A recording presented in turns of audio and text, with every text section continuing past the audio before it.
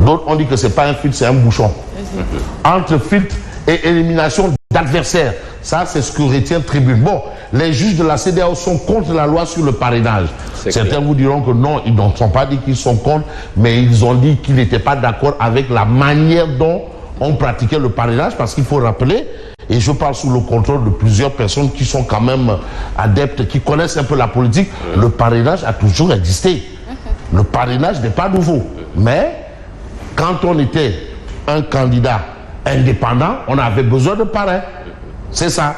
Mais quand vous étiez porté par un parti politique légalement constitué, vous n'en avez plus besoin.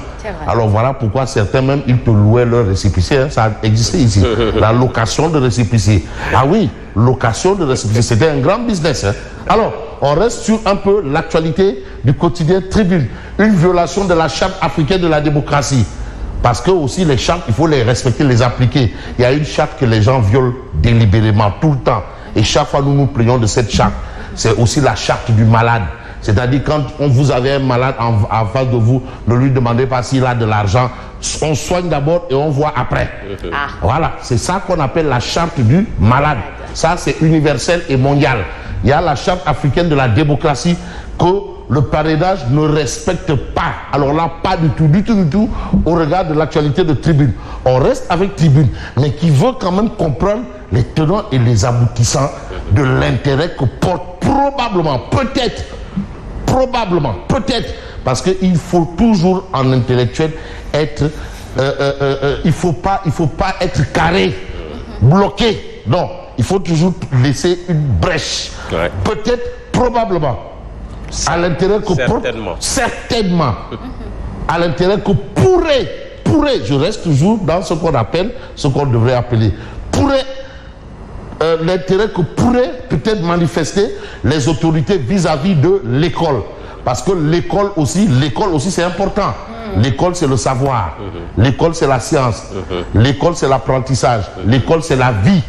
Et l'école c'est un droit qui est universel. Le droit à l'éducation, le droit à la santé, le droit à la démocratie, c'est universel. Ça, ce sont des fondements. Et le droit à la dictature? Non, ça c'est l'exception, mais qui confirme la règle. Donc c'est universel le droit à l'éducation. Mais aujourd'hui, l'éducation est-elle une priorité pour le pouvoir? Parce qu'il faudrait quand même mettre un frein, se poser des questions. On ne va pas retourner encore dans ce qu'on a appelé à l'époque où, au départ, de ce qu'on qualifie de ce qu'on sait, que tout le monde sait, que nous savions, la pyramide de Maslow. Parce que là, c'est un peu là, c'est-à-dire les besoins de l'homme. Et vous savez qu'il y a un besoin, c'est-à-dire de conquête de pouvoir. Quand on a déjà réglé le manger, boire, s'habiller et autres besoins primaires, secondaires, tertiaires. Maintenant, il y a un besoin, c'est-à-dire tu veux maintenant t'affirmer dans ta communauté. C'est humain. Mais aujourd'hui, ce besoin-là, l'éducation était une priorité pour le pouvoir. Mais pourquoi cette question? Parce que c'est une très belle question. Il y a toujours ce qu'on appelle, comme on dit, le précédent. Voilà, il y a les effets, un effet lointain. Vous savez, les deux grandes guerres, quand on vous fait le cours en géographie, on dit les causes lointaines, les causes immédiates. Ça, c'est ça. Hein? Le déroulé, cause lointaine, cause immédiate. Succession des faits. Voilà, succession des faits. Alors, déficit de milliers d'enseignants. Mais comment on va se retrouver avec un déficit de milliers? Quand même. Pas de centaines, pas de dizaines. Des milliers. Unités de valeur. Pas de 8000. Unité de valeur. Attention, on n'est pas dans la probabilité qui est une science. La probabilité, elle est mathématique. Même l'échantillonnage, c'est dans la dynamique de la probabilité. L'échantillonnage, par échantillonnage. Je parle sous le contrôle du professeur titulaire, MTN, candidat à la présidentielle de 2024. Professeur titulaire. Vous savez, voilà un homme en conseil des ministres où vous aviez la moitié du gouvernement qu'il appelait professeur. Parce qu'il les a presque enseignés. Maïmounando Isek, Alim Yaï, tous ces gens-là sont passés sous sa main. Tous l'appelaient professeur. Ah oui, parce que professeur, c'est il a corrigé leurs copies. Ah, il a corrigé les copies de ces gens. Il était capable de vous dire la capacité de la moitié du gouvernement. Alors, bref, ça c'était une parenthèse, je ferme ce que j'ai ouvert, sinon il y a des mouches. Alors, on reste avec Tribune, mais qui parle d'un autre fait. Voilà un autre fait, et là on parle d'un agrégé de Grabert, qui a été quand même, le Sénégal a eu le privilège d'avoir été dirigé par une sommité intellectuelle mondiale. Attention, c'est pas donné à tout le monde. Une sommité intellectuelle. C'est pour cela, vraiment, pour être président là, il ne faut pas être Ousmane Diagne du Sénégal. Parce que le départ a été un départ au Gaïdé. Une sommité, un agrégé de Grabert. Hein? Et il y a eu aussi un autre, le professeur Sankaré, Nitoutiès, professeur Sangaré, qui est sengoriste aussi. Là, Aïcha Fall, bonjour, parce que je sais qu'il est passé entre vos mains et vous me l'avez fait savoir. C'est important. Alors, le président Macky Sall fait bloquer la vente aux enchères des biens de Léopold Sédar Senghor. Et je suis d'accord. Bloquer la vente. Pour moi, il faut l'applaudir. Ah non, ça c'est important. Parce que quand même, Senghor, c'est le Senghor du Sénégal. Ce n'est pas à banaliser. Mais donc, attention, on ne joue pas avec le Sénégal. C'est-à-dire vendre ça, mais ça c'est le président poète. Tonton Hadj Mansour Mbaye qui a soufflé sa 95e bougie, l'appelait le père de la nation sénégalaise. Le père de la nation sénégalaise. Parce qu'il a quand même mis des choses, l'école, l'ENA, la justice, les institutions. Il a été la cheville ouvrière de la mise sur pied des institutions. C'est vrai que les institutions au Sénégal datent de Mathusalem. Et même la démocratie, il faut remonter justement à la révolution Torodo pour comprendre que le pays est un État démocrate depuis avant même la révolution américaine. Bref, je ferme encore. Désengorgement des prisons vers un audit sur les longues détentions préventives. Ça, c'est important. Mais ce qui pourrait peut-être être important, quand on évolue un peu dans le bon sens, bon, c'est-à-dire, on peut dire évoluer dans le sens. Quel sens? Ça dépend de ce qu'on appelle le bon sens. Du plus petit au plus grand. C'est peut-être voir ce que nous livre Sud Quotidien. Mais Sud Quotidien parle de fiches de parrainage. La DGE est conduit Aïd Dafé. Aïd Dafé, fils de Bala Moussa, professeur Bala Moussa Dafé. Aïd Dafé. Qui est également député. Qui est député. Sonko toujours sur la touche. Donc on n'a pas encore réglé le problème de Ousmane Sonko. On nous a dit que le juge a exigé, a ordonné qu'il soit remis dans les listes. Mais Sonko toujours sur la touche parce que Aïd Dafé s'est pointé à la DG avec l'ordonnance. On lui a dit c'est mis. Retournez là où vous venez. Mais justement, le pourquoi, j'aimerais. Bon, voilà. Et pour avoir le pourquoi, vous aurez le pourquoi. Parce que aussi, Khel Doudoy. Khel Doudoy. Et je rappelle que la pensée unique, c'est terminé. Depuis la nuit des temps. Pensée unique. Quand il y a eu la chute du mur de Berlin, là, c'est là où on a compris que la pensée unique, c'était, comme on appelle, c'est l'opium du peuple. Je n'ai pas envie d'utiliser le mot exact que les gens ont qualifié d'opium du peuple, parce que moi aussi je crois à la religion, quoi. Bref, alors, refus d'exécuter des décisions de justice qui lui sont défavorables, l'État dans le maquis du non-droit. Ça, quand même, c'est trop, et ça ne ressemble à absolument rien et absolument rien du tout. Si vous m'aidez, par exemple, si vous voyez Source A, qui essaie de revenir peut-être dans le détail, pas en gros, mais dans le détail, la vente du détail. Source A, si vous pouvez m'aider à avoir Source A, Source A qui doit être quelque part là, parce que Source A est quand même revenu sur le sujet. Bon, malheureusement. Source A est à l'antenne. Hein? Source A. La condition. Et à l'antenne. Voilà, vous avez Source A. La condition sine qua non. Parce qu'il y a une condition sine qua non. Il faudrait d'abord qu'on remette Sonko dans les listes électorales. Oui. Il faudrait d'abord, l'ordonnance du juge est sortie. Mais maintenant, il faut remettre. Ah, d'accord. Ah, là, il y a encore une autre procédure. On a enlevé. Il y a eu une procédure. Le juge a ordonné. Oui. On a attendu l'ordonnance. Parce que la parole du juge, c'est pas ça. Administrativement, c'est le papier. Mais à entendre les avocats de Sonko, on pense savoir que cette réintégration doit être automatique. Automatique. Ouais. Voilà. Donc, après la décision du juge. Mais c'est ce qu'ils disent. Mais maintenant aussi, c'est la parole des avocats de Sonko contre celle de la DGE. Oui.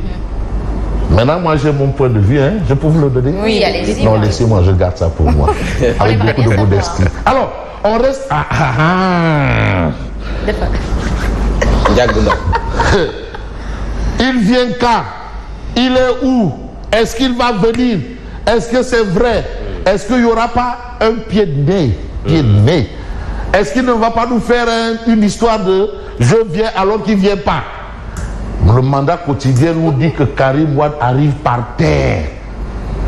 Ses valises bouclées, son plan de voyage établi. Que des promesses. Karim Wade arrive par terre. Ça veut dire quoi par terre? Est-ce qu'il va prendre la voie terrestre?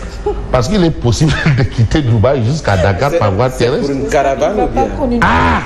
Caravane. En tout cas, vous avez l'information ici. Ici, c'est le mandat quotidien qui nous donne l'information. En nous disant. Le mandat quotidien qui est une rédaction, qui a probablement cherché, fouillé et fouiné pour avoir cette information.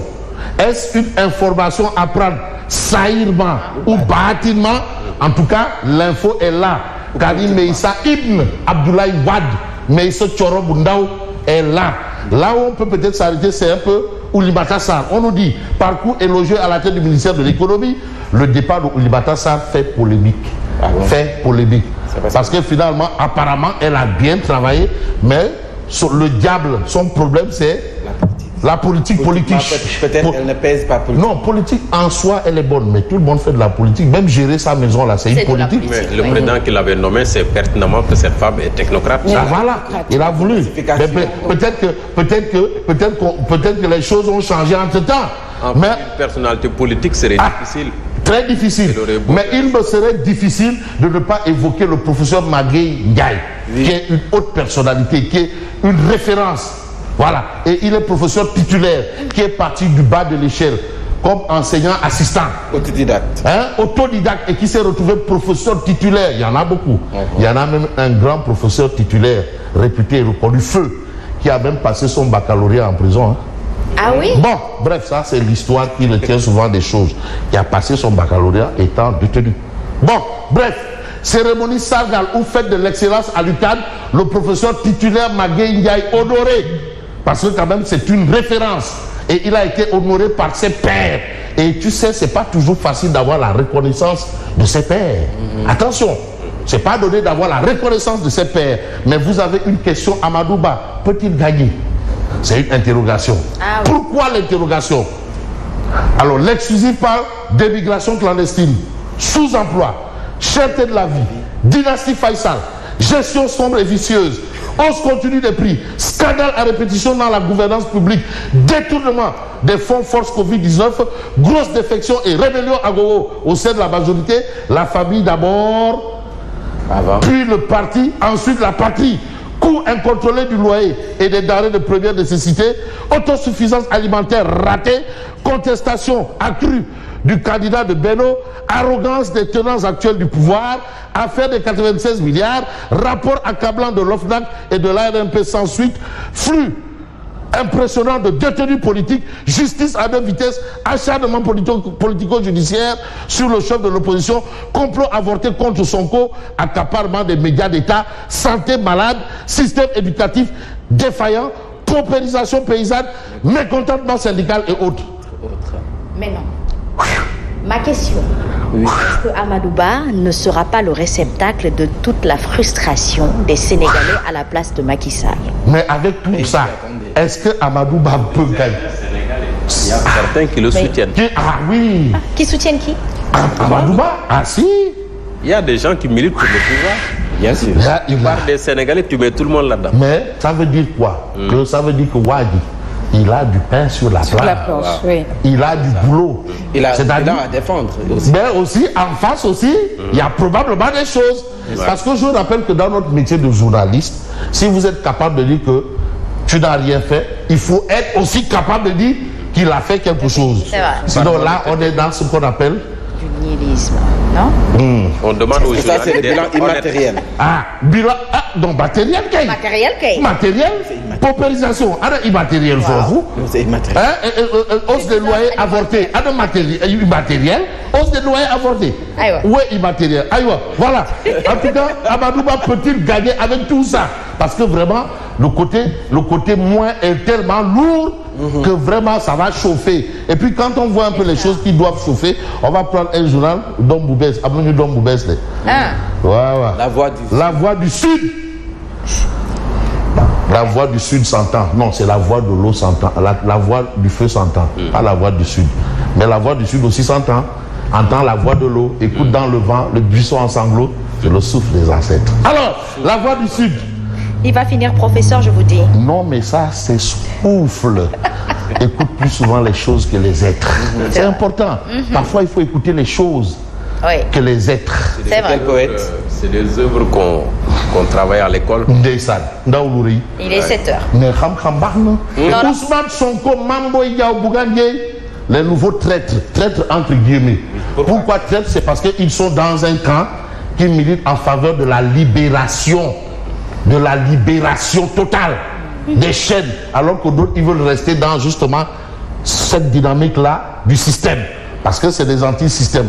Ils sont là, mais là où on va peut-être terminer, c'est avec qui? Mais bien entendu avec le journal, avec Odia.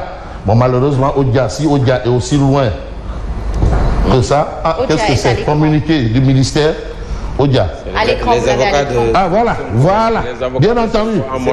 Voilà,